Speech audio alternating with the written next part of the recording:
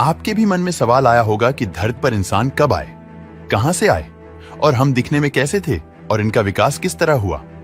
आधुनिक मानव बनने में इंसान किन किन चरणों से गुजरा, आए आज देखते हैं। इस वीडियो में आज से करोड़ों साल पहले डायनासोर ने पूरी धरती पर कब्जा कर रखा था।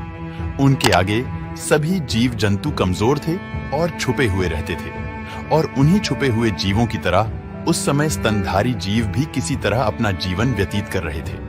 उस समय स्तनधारी जीव बहुत ही छोटे और न्यूनतम आकार के होते थे, जिस वजह से ज्यादा समय भूमिगत इलाके में ही बिताया करते थे।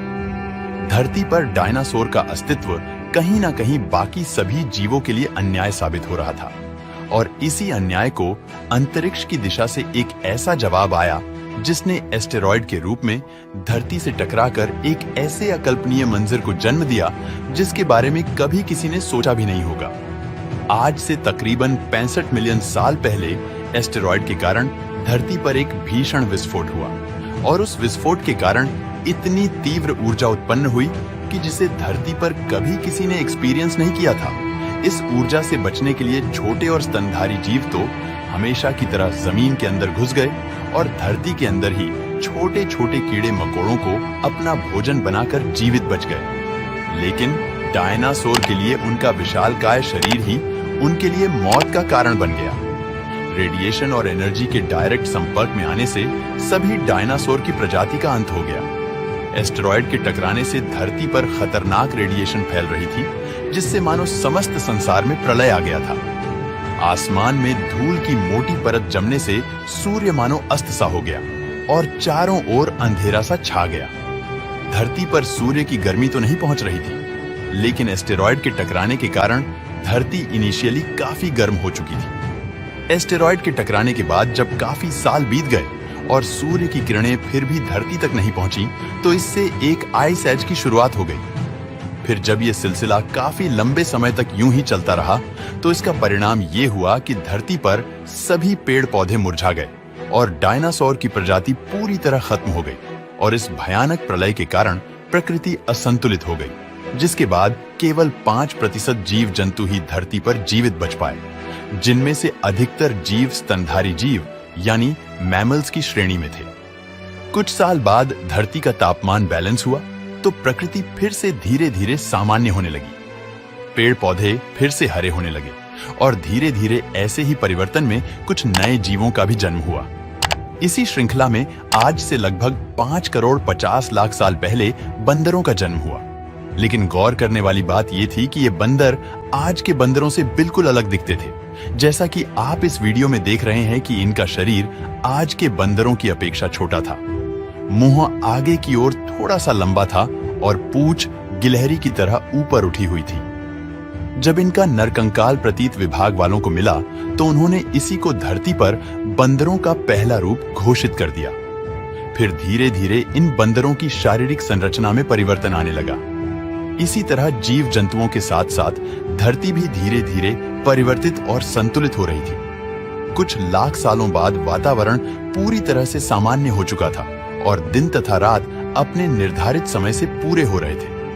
ऐसे में कुछ जीव शाकाहारी थे जो प्राकृतिक चीजों से अपना पेट भरते थे, तो वहीं कुछ जीव जो मांसाहारी थे, वे धीरे धीरे शिकार करने की प्रवृत्ति में आ रहे थे। लेकिन सामान्य होते होते धरती पर फिर एक विपत्ति आई, जिससे अफ्रीका द्वीप के पूर्वी क्षेत्र में एक नई पर्व श्रृंखला बन गई, जिसे ईस्ट अफ्रीकन रिफ्ट वैली के नाम से जाना जाता है। इस पर्वत श्रृंखला के कारण मौसम में काफी परिवर्तन आया।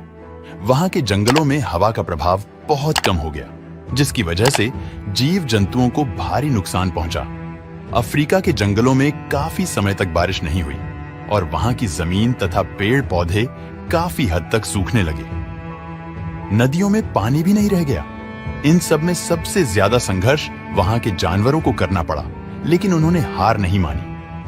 अफ्रीका के इन्हीं जंगलों में एक प्रजाति रहती थी जिसका नाम था पियरोलैपिथेकस, और आपको जानकारी होगी कि जानवरों की यह प्रजाति आगे चलकर हमारी पूर्वज बनी। जैसा कि बंदरों का स्वभाव है कि वे एक डाली से दूसरी डाली पर कूदते हैं, और इसके लिए वे अपने आगे के दोनों हाथों का सहारा लेते हैं। उस समय भी ऐसा ही होता था, लेकिन धीरे धीरे यह बंदर अपने 2 पैरों से पेड़ की डाली पर खड़े होने की कोशिश करने लगे और धीरे धीरे 2 पैरों पर खड़े होने की इनकी क्षमता मजबूत होती गई।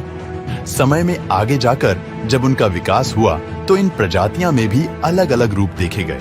इनमें से कुछ तो चिंपांजी बन गए, जिन्हें हम आज भी देख सकते हैं कि वे इंसानों से काफी मेल खाते हैं, और कुछ प्रजातियां धरती पर उतरकर पूरी तरह से इंसान बनने के लिए धीरे धीरे विकसित होने लगी। इन सभी प्रजातियां में सबसे पहले अर्डिपिथेकस रामिडस पेड़ों से धरती पर उतरकर अपनी भोजन तलाशने लगी और जीवन जीने लगी। ये एक क्रांतिकारी कदम था, क्योंकि इसके माध्यम से आगे आने वाली पीढ़ियों को एक नई प्रजाति की धरोहर मिलने वाली थी। अब तक के में आई हुई सभी प्रजातियां में से अर्डिपिथेकस रामिडस ने अपना विकास सबसे अधिक तीव्रता से किया, जिसके अंतर्गत इस प्रजाति के जीवों ने धीरे धीरे महज कुछ ही सालों में अफ्रीका के सभी क्षेत्रों में अपने समुदाय को फैला लिया। लेकिन अपनी पिछली पीढ़ियों से अधिक बुद्धिमत्ता होने के कारण ये सिर्फ अफ्रीका तक ही सीमित नहीं रहे, बल्कि इन्होंने अपनी यात्रा पीढ़ी दर पीढ़ी आगे बढ़ाई और फिर समय आने पर पूरी तरह से धरती के हर कोने पर निवास करने लगे। अपने बुजुर्गों के विपरीत ये पैरों से तो चलते ही थे, लेकिन इसके साथ साथ समय आने पर जब इनका शरीर इनकी आवश्यकताओं के अनुसार ढलने लगा, तब आगे जाकर इनके हाथ भी पैरों के समान लंबे होने लगे। और ऐसा इसलिए क्योंकि ये पहले पेड़ों पर लटकते थे तो इनके हाथों की लंबाई बहुत अधिक थी, पर जैसे जैसे इनकी वो आदत कम हुई, वैसे वैसे इनकी शारीरिक बनावट में परिवर्तन होने भी शुरू हो गए।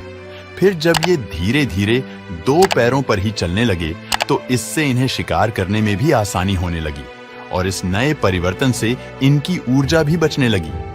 धीरे धीरे इसी तरह इनमें बदलाव होता गया और इनका शरीर परिवर्तित होता गया।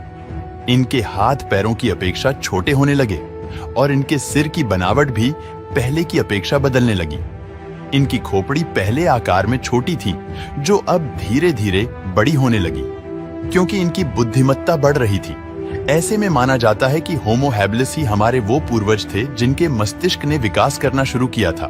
धीरे धीरे उन्होंने बुद्धि के प्रयोग से नई नई चीजें सीखी, जिनमें से सबसे पहले तो उन्होंने पत्थरों को हथियार के रूप में इस्तेमाल करना शुरू किया। पत्थरों को हथियार की तरह प्रयोग करने से उनके हाथों की बनावट में परिवर्तन हुआ और उनकी उंगलियों में बदलाव देखने को मिला। होमो हैबिलिस ने ही सबसे पहले शिकार करना शुरू किया था, लेकिन अपने प्राथमिक युग में ये शिकार को कच्चा ही खाते थे, क्योंकि इन्हें पकाने की प्रक्रिया पता ही नहीं थी। लेकिन एक दिन उन्होंने पत्थरों को आपस में घिसकर आग की खोज भी कर ली। आग की खोज मानव विकास की शायद आज तक की सबसे बड़ी खोज थी। पहले तो मनुष्य आग से डरता था, लेकिन जब उसे आग का महत्व पता चला तो उसे बहुत सी सुविधा होने लगी। आग के द्वारा ये कच्चे मांस को पकाकर खाने लगे, जिससे इन्हें भोजन करने में आसानी होने लगी और साथ ही साथ आग इन्हें ठंडे मौसम से भी बचाने लगी। जब इनकी बुद्धि में थोड़ा और विकास हुआ तो ये हर भोजन को पकाकर खाने लगे, जिससे इन्हें पाचन में आसानी होने लगी और इनकी ठंड का सामना करने के लिए इस्तेमाल की जाने वाली वो ऊर्जा भी बचने लगी। इसके अलावा खाने को पकाकर खाने से इनकी कच्चे मांस को चबाने में लगने वाली ऊर्जा भी बचने लगी और वही ऊर्जा इनके दिमाग के विकास में सहायता करने लगी। इनके दिमाग का विकास धीरे धीरे बढ़ता गया और फिर आज से लगभग 2 लाख साल पहले की पीढ़ी है। बड़े दिमाग के साथ जन्म लेने लगी। इनके दिमाग के साथ साथ शरीर की अन्य आंतरिक संरचना में भी परिवर्तन हुआ, जैसे उनके गले की नली की बनावट भी बदली, जिससे उनकी आवाज में परिवर्तन हुआ। अब वे अपनी अलग तरह की आवाज निकालकर आपस में संपर्क करते थे तथा अपनी बात एक दूसरे को समझाते भी थे। इंसान ने खाना खाना, एक दूसरे से संपर्क करना, अपने आप को सुरक्षित रखना तो सीख लिया था, लेकिन अभी वह पूरी तरह से विकसित नहीं था। ना ही उसने अपने लिए घर बनाना सीखा था। आग के आविष्कार के बाद हमारे पूर्वजों ने पेड़ों के पत्तों और जानवरों को मारकर उनकी खाल से अपने शरीर को ढकना सीखा। फिर धीरे धीरे बहुत सारी खोजें कि जो एक मानव को सभ्य मानव बनाती है। मनुष्य की प्रवृत्ति निरंतर कुछ ना कुछ करते रहने की है और इसीलिए आदिकाल से लेकर आज तक मनुष्य दिन प्रतिदिन नए नए आविष्कार करता आया है और आगे भी करता रहेगा। दोस्तों, आज का वीडियो कैसा लगा हमें नीचे कमेंट करके जरूर बताएगा।